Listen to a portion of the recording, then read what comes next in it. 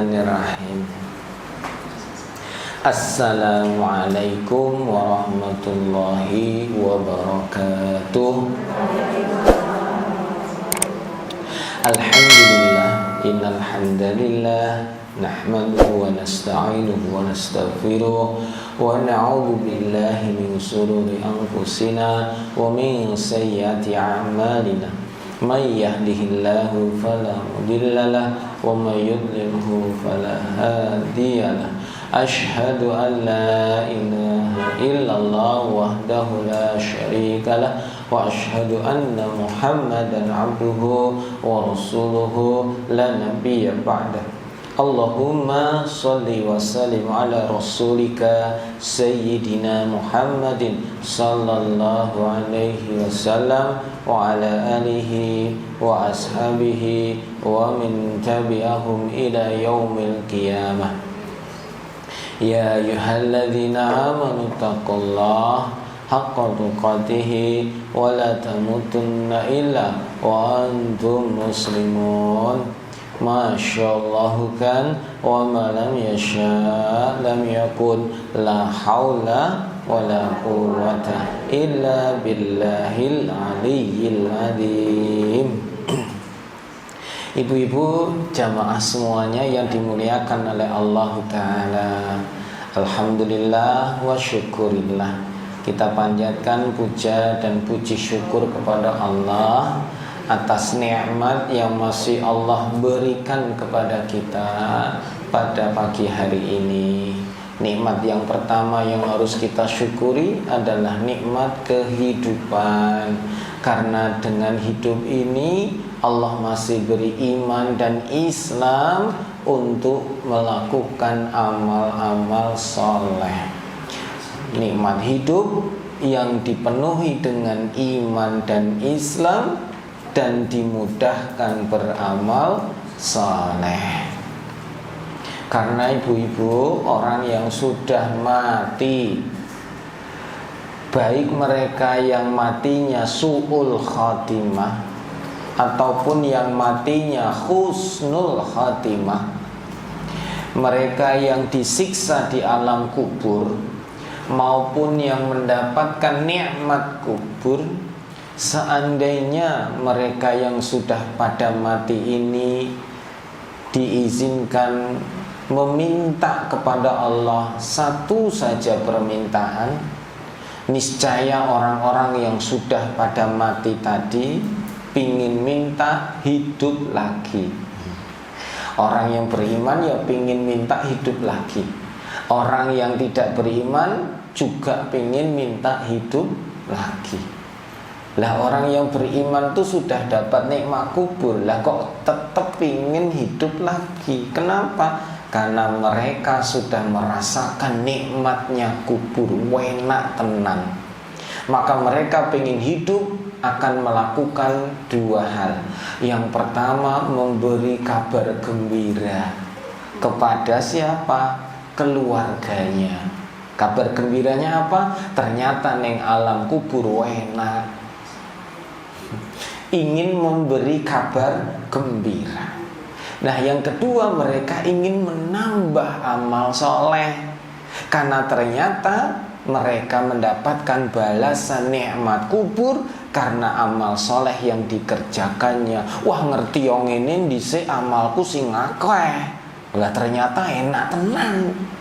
Padahal mereka sudah dapat nikmat, merasa masih kurang. Nah ini ibu-ibu, ini orang yang beriman. Nah kalau orang yang tidak beriman, orang-orang kafir, mereka pengen hidup lagi. Pengennya cuma satu, pengen bersyahadat, beriman. Wis ngono tok. Pengennya beriman. Kenapa mereka pengen hidup lagi dan beriman? Karena mereka melihat dan ngerasain betul-betul siksa kubur itu nyata. Selama dia mulai dikubur, ditanya malaikat mungkar nakir, sampai menunggu sampai nanti hari kiamat, disiksa terus. Belas tidak ada waktu istirahat. Makanya mereka menyesal. Wah, ngerti yang ini dhisik aku beriman. Telat. Makanya mereka kalau boleh meminta mesti pingin hidup lagi. Ingin apa? Beriman kepada Allah. Cukup beriman saja selamat. Apalagi ditambah beriman dan amal soleh.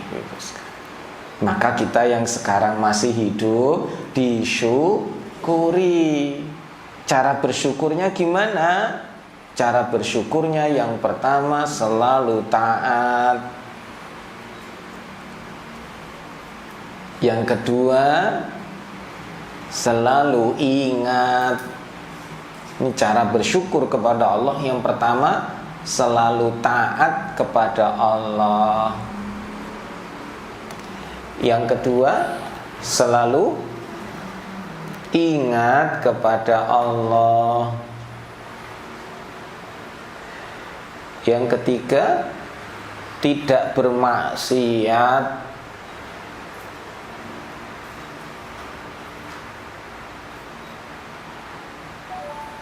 Yang keempat tidak lalai. Ini ibu-ibu semua. Jadi kita cara mensyukurinya nikmat yang telah Allah berikan dengan menjadikan diri kita semakin taat, semakin ingat Allah, ingat akhirat ya ingat Allah. Jangan lalai, jangan maksiat. Nah, hari ini kita akan mengambil tema dosa yang menjadikan orang terhalang masuk surga. Ya karena maksiat yang dikerjakan menjadikannya tidak bisa masuk surga. Moga-moga ibu-ibu semuanya masuk surga. Amin. Allahumma amin. Nah, ibu-ibu jamaah sekalian yang dimuliakan oleh Allah, dosa itu apa? Dosa itu adalah sesuatu yang menjadikan kita malu. Dosa itu yang pertama adalah sesuatu yang menjadikan kita malu.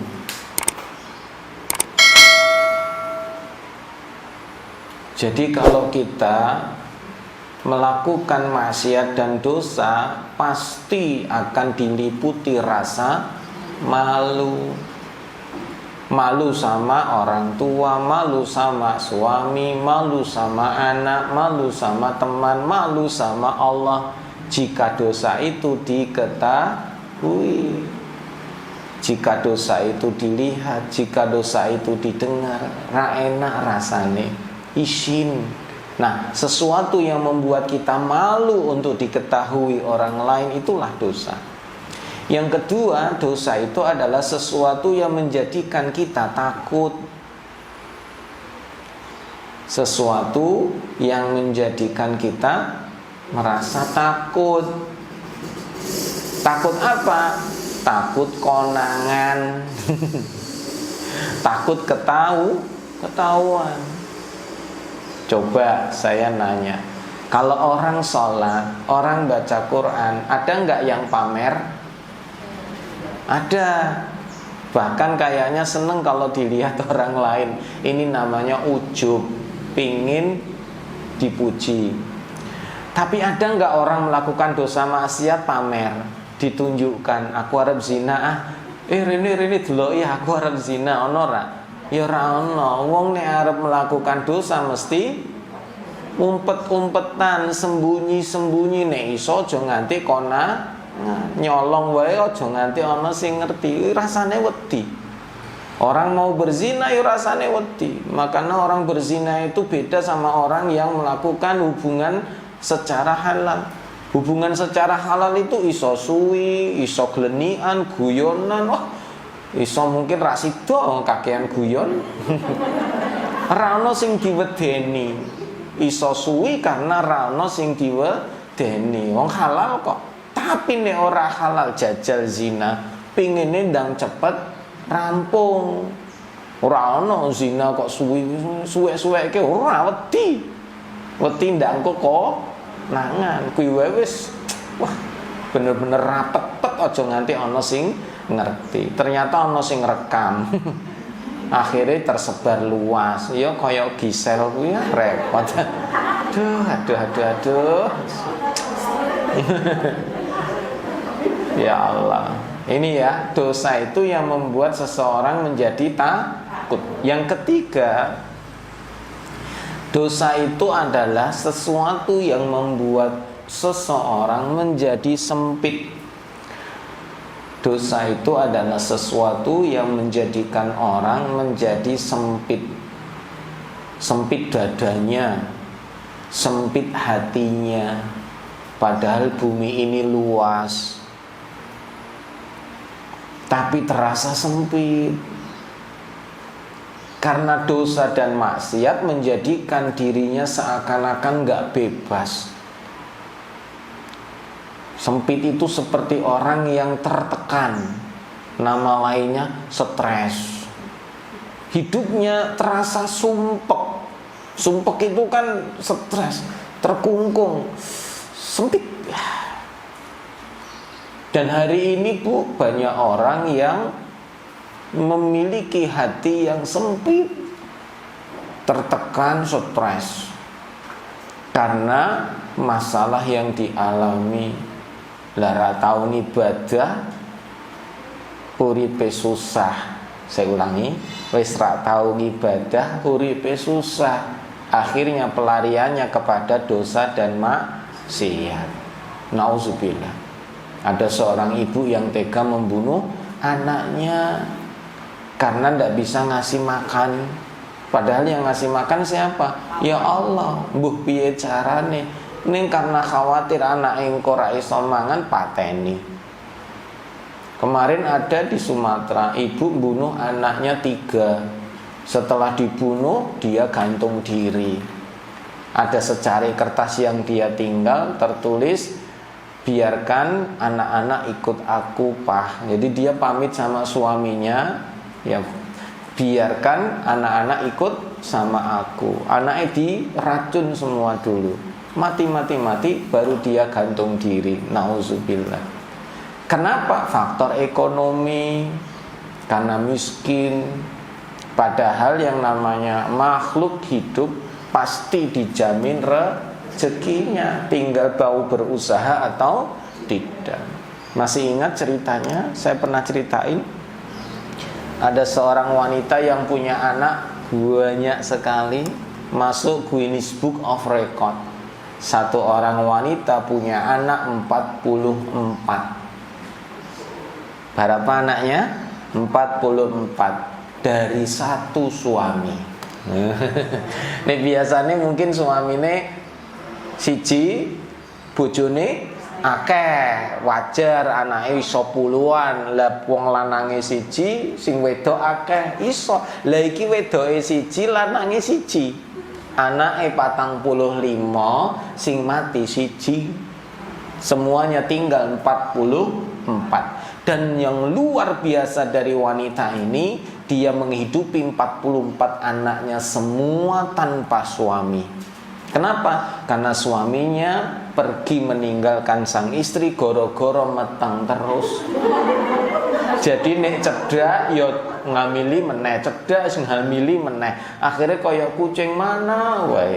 Akhirnya sing lanang meninggalkan sang istri men ora duwe anak meneh. Lho alasannya kan lucu. Bar kuwi ditinggal pleng, lah sing wedok bingung, lah anake akeh terus piye?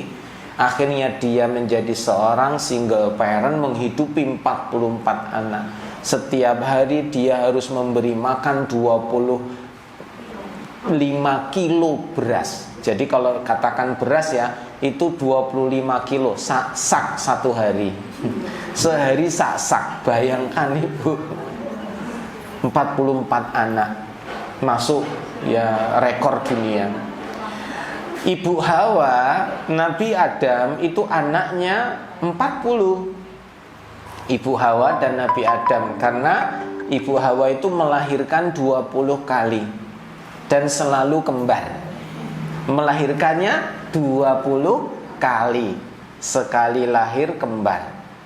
Jadi totalnya Ibu Hawa dan Nabi Adam punya anak 40. Lah wanita ini punya anak 44. Ternyata sekali lahir 6. Ini yang menakjubkan luar biasa. Sekali lahir 6, papat, telu lah wis piye meneh. Wakane wedi to bojone engko mungkin jadi bukan kelahiran satu, lahir satu, bukan 44 kali melahirkan, enggak. Sebetulnya melahirkannya ya sedikit, tapi sekali lahir banyak, kayak kucing. Masya Allah. Dan ini orang Afrika, Ibu, bukan orang Amerika, bukan Eropa, bukan Asia, Afrika. Dengan kehidupan yang kita lihat, Afrika kayak apa? Serba kurang. Masya Allah. Ternyata Allah masih bisa memberi rizki kepada semua anaknya. Betul tidak? Dengan jalan sang ibu ini bekerja, ternyata kok ya sanggup seorang wanita, seorang diri bisa mencukupi 44 anaknya. Inilah Allah Ta'ala maha pemberi rizki, maha kuasa. Dan laki-laki wong wedok ki luwih perkasa daripada wong lanang. Wong lanang rak tanggung jawab, wis wani nanggung rak wani jawab. Wong wedok ki hebat luar biasa. Waktu itu saya pertama ditunjukin videonya sama istri saya. Wah, bener-bener semakin kagum lah sama istri. Kagum sama perempuan. Nah, bayangkan nek loro sing rumat sapa? Ya wong wedok. Nek ngeles sing ngei mangan sapa? Ya wong wedok. Aduh sing masakke banyu anget sapa? Ya wong wedok. Sing nyape klambi wong wedok. Kabeh iki wong wedok. Jajane bojone sing lara. Alah. Wong lanang melayu. Malah goleke pembantu kon ngurusi. Beda memang wong wedok karo wong lanang. Makanya ya Allah, perempuan itu pahalane janjane wakih tenan. Nyenengke janjane. Nek sabar, wong kadang yo ora sabar. Repot. Aduh ya Allah, burine kuwi sing ra enak.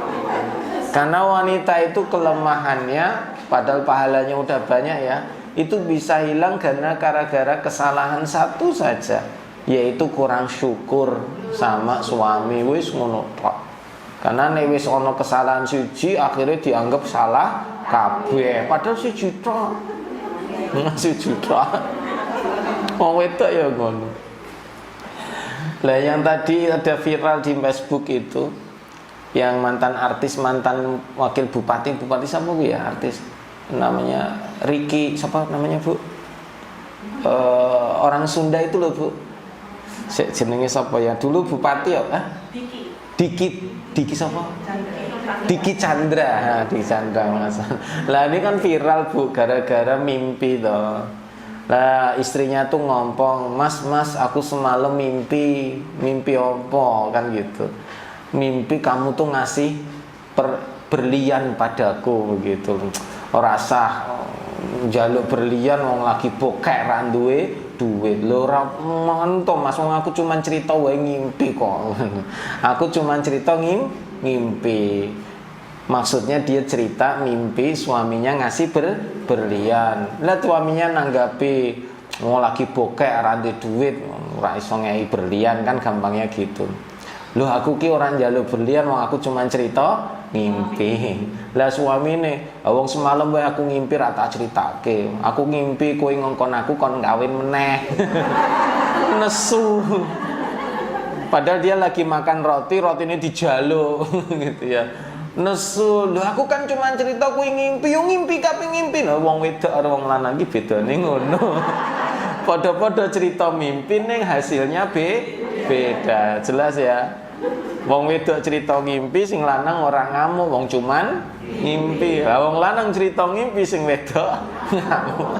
Memang beda, wong lanang nggo akal, wong wedok nggo perasaan. Makane nek ana ngimpi ngono aja critake kan ngono. Lah bener lah gantian. Ini luar biasa. Ya istimewa lah. Memang Allah berikan jodoh laki perempuan saling melengkapi. Kembali ibu-ibu sekalian, ini tentang dosa ya, kembali. Jadi minimal 3 itu. Dosa itu bikin orang akan sempit hatinya. Yang kedua, takut. Yang ketiga, malu. Jadi kalau ada seseorang yang mendapati dirinya tiga-tiganya itu ada, masalah besar. Berarti ada yang belum diselesaikan. Contoh, sekarang kita punya dosa apa? Jika kira-kira ketahuan orang lain gimana? Nah, berarti ada yang belum diselesaikan. Wah, aku wedi tenan iki konangan. Piye ya? Ya wis diselesaike. Aja nganti dindeng. Aja nganti ditahan-tahan. Kok nek mas konangan piye? Wah, repot. Kena KPK piye? Wah, susah. Cekel Pak RT piye? Wah, repot. Makanya jangan melakukan dosa dan maksiat. Nah, ibu-ibu yang dimuliakan Allah. Nah, manusia yang melakukan dosa itu akan mendapatkan balasan, ganjaran jika benar-benar dosa itu dilakukan. Artinya apa? Kalau orang baru niat melakukan dosa, belum jatuh dosa. Wong baru niat. Tapi kalau niat melakukan dosa kok kejadian, maka baru jatuh dosa. Bernilai 1 dosa. Contoh, niat balik saka kene arep tukeran sandal. Sandalku wis rusak, golek sing anyar sapa. Wis niat iki. Ternyata krungu pengajian ini ora entuk, wah ternyata dosa wis ora sida. Maka niat buruk yang tidak jadi dikerjakan dapat pahala. Alhamdulillah. Makanya duwe niat elek sik wae. Ya aja gitu ya. Maka orang yang sudah niat buruk dosa kok enggak jadi, maka Allah akan ganti dengan pahala. Tapi kalau niat yang jelek tadi jadi, maka jatuhlah 1 dosa. Inilah keistimewaan untuk umat Rasulullah Sallallahu Alaihi Wasallam. 1 kesalahan dihitung 1 dosa. Tapi beda dengan niat baik. Kalau niat baik, baru niat saja sudah dapat pahala. Baru niat toh, lah mau niat jahat belum dikasih balasan, belum dikasih dosa. Wong urung dilakoke kok. Tapi niat baik, wis niat toh, wis entuk pahala. Aku niat muga-muga saurunge mati umrah, misalkan. Wis niat kuwi sik, wis entuk pahala. Walhamdulillah. Aja nganti ra duwe niat lho, Bu. Siapa yang belum pernah haji, belum pernah umrah, minimal duwe niat karep, duwe niat rono. Kemarin bule saya meninggal dunia hari Selasa. Ini hari apa, Bu? Kamis ya. Ini hari Sabtu ya. Hari Kamis. Ini hari Selasa kemarin meninggal. Dan cerita dari anak-anak saat berada di rumah sakit sebelum meninggal itu, beliau sudah mengutarakan keinginan. Aku nek mari pingin umroh. Nek mari. Terus pesen nek iso kowe kabeh nangdo anak-anak, nek iso ayo bareng-bareng persiapke mangkat umroh. Gampangnya harus punya keinginan niat ke sana. Nah, bule itu pingin ke sana karena memang belum berangkat. Nah, ternyata kepundut sama Allah belum terlaksana. Alhamdulillah sudah punya niat. Sehingga insya Allah sudah dapat pahala. Tinggal nanti anaknya bisa melakukan yang namanya badal haji atau badal umroh. Anaknya nanti berangkat ke sana bisa untuk menghajikan atau mengumrahkan orang tuanya. Ini makanya harus senantiasa punya niat baik. Niat baik itu ora bayar. Dan niat baik ini sudah dapat pahala. Makanya senantiasa punya niat yang baik. Niat baik itu ya niat apa saja amal yang baik. Contoh tidur malam Wis niat engko tak tangi tahajud. Wis ngono sik. Masalah engko tangi apa ora ya mbuh. Sing penting wis niat. Gitu ya, Bu ya. Sesuk aku arep pengajian ning KIS, wis niat sik. Nah, ternyata ana halangan, ya wis ra sida mangkat. Ternyata wis duwe niat apik tetep dapat pahala gitu, Bu. Apalagi kok wis duwe niat ora mangkat. Dan ternyata aduh aku ra iso mangkat ning KIS. Wong ana acara ning desa. Sedulur duwe gawe, aduh piye iki aku ra entuk pahala. Aku tak nganu wae wis bantu snack sedekah.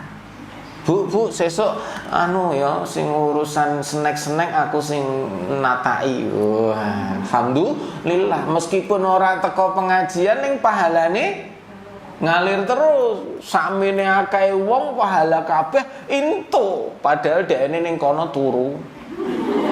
Lah perjalanan adoh kesel turu, isu ngene turu wong kesel kok.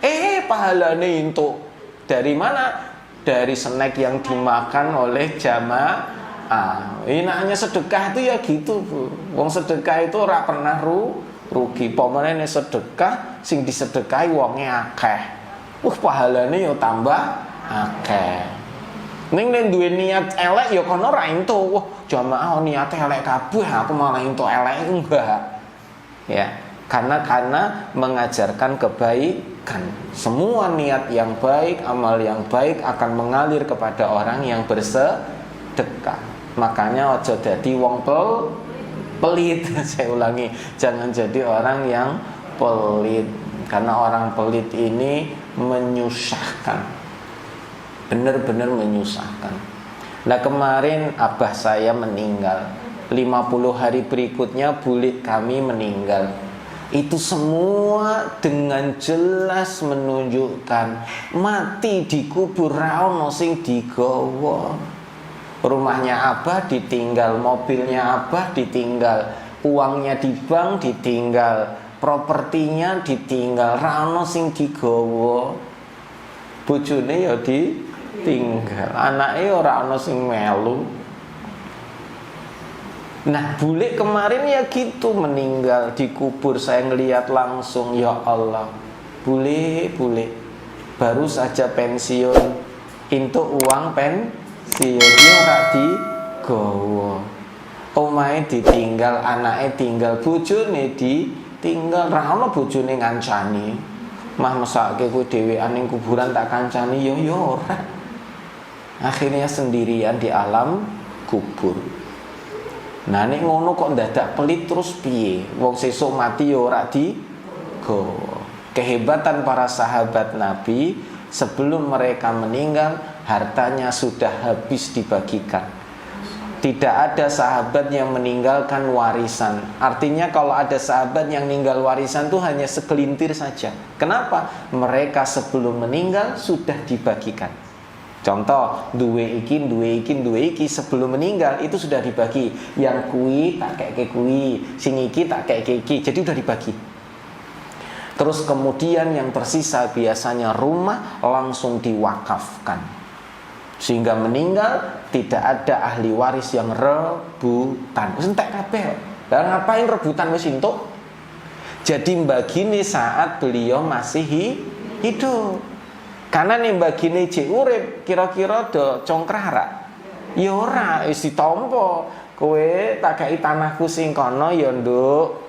Nah, kowe lanang ya sesuk duwe anak, duwe bojo tak kei sing kae, omah kae. Iki mobil kok tak kei sing iki, wis dikei kabeh, nrimo lho dikei. Kalau nanti ada sisa waris baru dibagi. Ha nek dikei ngene mosok moh aku njaluk sing kae wis dikei kok. Nek dikai adil ora bakal ribut. Nah kebanyakan sekarang mati ninggal omah ninggal iku ribut kabeh. Saya baru saja menyelesaikan konflik karena harta warisan. Ada 6 anak ribut hampir paten-patenan. Ya warga saya. Sampai diundang notaris, babinsa dan sebagainya.